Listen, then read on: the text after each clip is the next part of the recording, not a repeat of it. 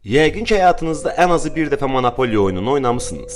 Bu dünyanın ən məşhur iqtisadi və strateji masaüstü oyunlarından biridir və top 10 siyahısına daxildir.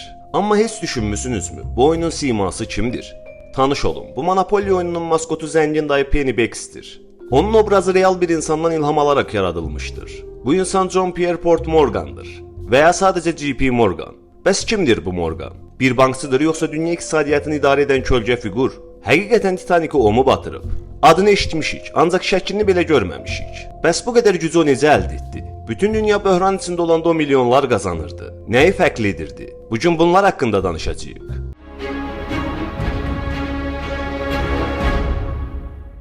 Bugünkü dünyada 3 səhəng şirkət var. General Electric, US Steel və J.P. Morgan. Bu 3 səhəngin də təməlini qoyan John Morgan'dır. O şirkətlərin birləşməsinin tərəfdarı idi. Morgan istədiyinə nail olmaq üçün çirkin metodlardan istifadə etməkdən çəkinmirdi. O maraq göstərdiyi sahələrdə təsir gücünü artırmaq üçün daim çalışırdı. Ona Amerika maliyyəsinin gizli rəhbəri də deyirlər. Bəziləri isə onu daha böyük oyunçuların, məsələn John Rockefeller'in sadəcə bir piyada fiquru olduğunu hesab edirlər. 1837-ci ildə varlı bir ailədə dünyaya gəlmiş John Morgan'ın anası Julietta Pierpont özünə qapanmış nevrotik bir qadın idi. Atası Junius Spencer Morgan isə ciddi və tələbkar bir bankir idi. O, oğluna hələ erkən yaşlarda mühasib işləməyi öyrətməyə başlamışdı. Bir dəfə evə 1 milyon dollar nağd pul gətirərək balaca Johna bu pulu saymağı tapşırmışdı. Məqsədi oğlunu böyük pullarla işləməyə alışdırmaq idi. Morganın uşaqlığı haqqında müxtəlif fikirlər var. Onlardan biri deyir ki, o çox qapalı uşaq idi. Ünsiyyət qurduğu yeganə canlı sarı kanarika adlı bir quş idi. Morganın qohumları arasında da bir çox tanınmış şəxslər var. Məsələn, Yale Universitetinin qurucusu James Pierpont. Həmçinin Jingle Bells mahnısının müəllifi James Lord Pierpont da onun qohumu idi. Morgan yüksək səviyyədə təhsil almışdı, çünki ailəsinin imkanı buna çatırdı. Məktəbdə riyaziyyat yönümlü məktəbdə oxumuşdu. Sonra isə atası onu fransız dili öyrənmək üçün İsveçrəyə göndərdi. Daha sonra Almaniyaya getdi və burada incəsənət üzrə təhsil aldı. Bunun nəticəsində alman dilini də mənimsəmiş oldu. Beləcə fransız və alman dillərində səlis danışmağa başladı. Dilləri bilməsi onun gələcəkdə Avropalı tərəfdaşları ilə mükəmməl əlaqələr qurmasına yardımcı oldu. 20 yaşında London filialında atasının bankında ilk işinə başladı. Bir il orada işlədikdən sonra New York filialına keçid elədi. Burada bank işi üzrə dərin biliklər əldə etdi və gələcəkdə Amerika iqtisadiyyatının nəhəngi olmaq üçün əsaslı zəmini qurdu. 1861-ci ildə ABŞ-da vətəndaş müharibəsi başlayanda Morgan Avram Lincoln iddialarının uğrunda ölmək istəmədi. Əvəzində 300 dollar ödəyərək orduya getməkdən rəsmi şəkildə boyun qaçırtdı və əvəzinə yoxsul bir şəxsi öz yerinə göndərdi. Bu müharibə onun üçün əla bir fürsətə çevrildi. O cənubçulardan NASA silahları ucuz qiyməti 3 dollara alırdı, sonra isə şimalçılara 6 qat baha, yəni 18 dollara satırdı. Bu ona milyonlarla dollar pul qazandırdı. Müharibə zamanı 45 mindən çox NASA silah satdığı deyilir. Sonradan bu məsələyə konqresdə baxıldı.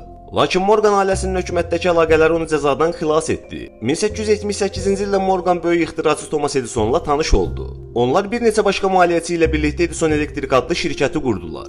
Ümumiyyətlə Morgan kifayət qədər proqressiv düşüncəyə malik biri idi. O elektrik enerjisinin gələcək olduğunu indidən təxmin edə bilirdi. Atası isə bu sahəyə investisiya qoymağını tənqid edirdi. Amma buna baxmayaraq Morgan Edisonun işlərinə böyük məbləğdə maliyyə yatırmağa davam edirdi. Hətta Edisonun təcrübələrini aparması üçün öz şəxsi evini onun istifadəsinə də vermişdi. Nəticədə New Yorkda ilk elektriklə işıqlandırılan ev məhz Morganın şəxsi villası oldu. Atasının ölümündən sonra Morgan atasının bank evi və 10 milyon dollarlıq bir miras qalmışdı. Bu bugünkü pulla təxminən 270 milyon dollar demək idi. O atasının bankını özünün qurduğu bankla birləşdirərək J.P. Morgan & Co. adlı yeni bir bank qurdu. Bu bank vasitəsilə böyük korporasiyaların birləşməsi baş verdi. Bundan sonra Morgan elektrik enerjisi, dəmir yolları və polad sənayesində də monopoliya yaratmağa başladı. Bank birləşməsindən bir il əvvəl Morgan enerji sahəsindəki nəhəngləri birləşdirərək Edison'un şirkətini başqa bir ixtiraçı, Elihu Thomson'un şirkəti ilə birləşdirdi. Nəticədə General Electric adlı əfsanəvi şirkət yarandı. Yeni şirkət qısa müddətdə ölkənin ən böyük işıqlandırma təchizatına çevrildi. Hətta ABŞ-dakı ilk atom elektrik reaktorunu da General Electric tikdi. 1895-ci ildə ABŞ-ın qızıl ehtiyatları təhlükəli dərəcədə azalmağa başladı. Morgan hökumətə təklif edir ki, onun Avropadakı bankları vasitəsilə qızıl alınsın. Lakin bu təklif ilk mərhələdə rədd edilir. Morgan bu qərarla razılaşmadı. ABŞ prezidenti Grover Cleveland-də şəxsən görüşmək istədi. Görüşdə bu sözləri deyir: "Əgər mənim planım qəbul edilməsə, hökumət default elan edə bilər." Bu güclü bəyan öz nəticəsini verdi. Qısa müddət sonra ABŞ xəzinədarları doğrudan da Morgan və Rothschildlərin banklarından 3,5 milyon unsiya qızıl aldı. Əvəzində isə bu maliyyəçilərə 30 illik dövlət istiqrazları verildi. Bununla birlikdə onlar ABŞ hökumət üzərindəki güclü siyasi təsiri də əldə etdilər. Bu dövrdə tarix səhnəsinə daha böyük bir şəxsiyyət çıxdı. Dünyanın ilk milyarderi John Rockefeller. Morgan və Rockefeller bir araya gələrək respublikaçı namizəd William McKinley'nin seçki kampaniyasını gizli şəkildə maliyyələşdirdilər. Bəs niyə demokratlar yox, məhz respublikaçıları dəstəkləyirdilər? Çünki Demokrat Partiyası qızıl standartlarından imtina etmək istəyirdi. Bu isə onların bank və sərvətlərinə ciddi təhlükə yaradırdı. McKinley'nin seçkilərdəki qələbəsi Morgan və Rockefellerin maliyyə planlarına yaşıl işıq yandırdı. Artıq ABŞ maliyyə sisteminin ən böyük hissəsi onların əlində cəmlənməyə başlandı. 20-ci əsrin əvvəllərində John Pierpont Morgan ABŞ-dakı dəmir yolu reyslərinin əsas istehsalçısı olan və ən böyük polad şirkəti sayılan Carnegie Steel Company-ni almağa qərar verdi. Onun məqsədi bu şirkəti özünün digər mətbə, metallurgiya və dağ mədən müəssisələri ilə birləşdirərək inhisar yaratmaq idi. 1900-cü ildə Morgan və Andrew Carnegie razılaşdılar. Carnegie bu razılaşmanın əsasında 487 milyon dollar pul aldı. Bu pul bugünün pulu ilə təxminən 125 milyard dollardır. Morgan Carnegie'nin şirkətini özünün Federal Steel Company və daha 8 kiçik şirkəti ilə birləşdirərək United States Steel Corporation yaratdı. Bu tarixdə ilk dəfə bir şirkətin kapitülyasiyasının 1 milyard dolları keçdiyi hadisə olur. Morganın əlində artıq ABŞ-da istehsal olunan poladların üstü ikisi var idi. Bu da onun dəmir yolları üzərindəki təsirini maksimum gücləndirdi. Həmin il Morgan ABŞ-ın ən böyük 3 dəmir yolunu da nəzarətə götürdü. Great Northern Railway, Northern Pacific Railway, Chicago Burlington and Quincy Railroad. 1902-ci ildə Morgan beynəlxalq ticarət donanması yaratmaq üçün yeni bir şirkət maliyyələşdirir. Bu şirkətə sonradan Titanic də daxil olur. Bəli, bildiyimiz məşhur Titanic. 1911-ci ildə isə çox qəribə bir hadisə baş verir. Titanic'in inşası tamamlanmışdı. 31 may 1911-ci ildə Morganın gəmi ilə səyahət etməsi planlaşdırılmışdı. Amma o son anda Fransada qalmağa qərar verir. Bundan sonra olanlar olur. Titanic iceberglə toqquşaraq batır. İddiaya görə Titanic qəsdən batırılmışdı. Məqsəd isə federal ehtiyat sisteminə qarşı çıxan bəzi iş adamlarının orada olması idi. Titanicdə Jacob Astor, Isidor Strauss və Benjamin Guggenheim kimi dövrünün ən zəngin və güclü şəxsiyyətləri həlak oldular. Bu adamlar deyirdilər ki, pulun çapı dövlətin əlində olmalıdır. Yoxsa iqtisadiyyat bir neçə ailənin əlində olacaq. Özəl bankların dolları idarə etməsi demokratik deyil və monopoliya yaradır. ABŞ konstitusiyasına görə pul üzərindəki səlahiyyət Konqresə aiddir, özəl banklara yox. Ancaq Titanic batdı. Təsadüfə baxın ki, Titanic JP Morganın maliyyələşdirdiyi şirkət olan White Star Line-a məxsus idi.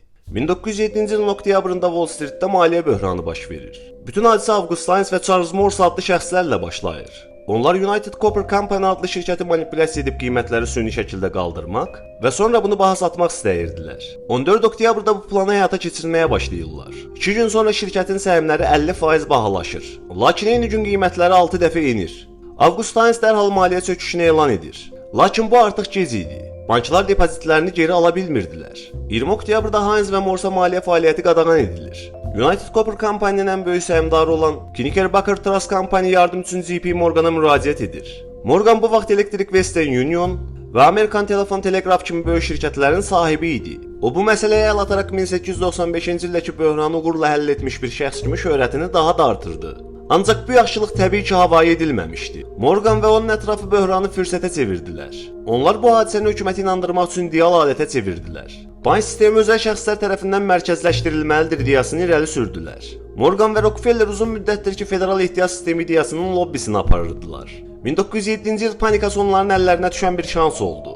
Morgan ölkənin ən iri bankirlərini bir otağa yığır. Onlar birlikdə nəyə yardım ediləcək, nəyə edilməyəcək qərarlarını özləri verdi. Bu sonradan Federal Ehtiyat Sistemi adlandırılacaq qurumun ilk qeyri-rəsmi modeli oldu. Morganın bu addımları qısa müddətdə böhranı dayandırdı. Lakin cəmiyyətin bir hissəsi bu prosesi ədalətsiz manipulyasiya kimi gördü. Media bu hadisəyə marqanizasiya adını verdi. Bu rəqiblərin aradan qaldırılması, əmək haqlarının aşağı salınması və iş şəraitinin pisləşməsi ilə müşayiət olundu. John Pierpont Morgan 75 yaşında vəfat etdi. O arxasında böyük bir iz və miras qoydu. Onun dəstəyi ilə ABŞ hökuməti Panama kanalını inşa edə bildi. Morgan Fransadan torpaq alınması üçün 1 milyard dollar toplayır. Bu kanal dünyanın ən gəlirli logistika yollarından birinə çevrildi. JP Morgan Chase bu gün də dünyanın ən böyük banklarından biridir. Qlobal sistem üçün əhəmiyyətli maliyyə institutlarının başında gəlir. Hər il trilyonlarla dollarlıq əməliyyatlar həyata keçirir. Onun yaratdığı General Electric hələ də atom reaktorları, hərbi texnika və aviasiya məhsulları istehsal edən nəhəng sənaye şirkətidir. Digər bir miras olan US Steel ABŞ-da ikinci ən böyük polad şirkəti olaraq fəaliyyət göstərməyə davam edir. Morgan heç vaxt publik bir insan olmayıb. O jurnalistlərlə əlaqədən yayınırdı. icazəsiz şəklinin çəkilməyindən nifrət edirdi. Burun formasına görə kompleksləri var idi. Nadir bir xəstəlik səbəbilə burnu böyüyürdü. Öz məktublarını mütəmadi olaraq yandırırdı. Onun haqqında saysız-hesabsız əfsanələr və nəzəriyyələr var. Amma bir şey dəqiqdir. Pul Morgan üçün məqsəd yox, vasitə idi. O həm böyük sərmayələr yatırır, həm də çox xərcləyirdi. Onun qurduğu JP Morgan Charitable Trust bu gün də fəaliyyət göstərməyə davam edir. ABŞ ailələrinin rifahını dəstəkləyir. Təhsil, mədəniyyət və incəsənət layihələrini maliyyələşdirir.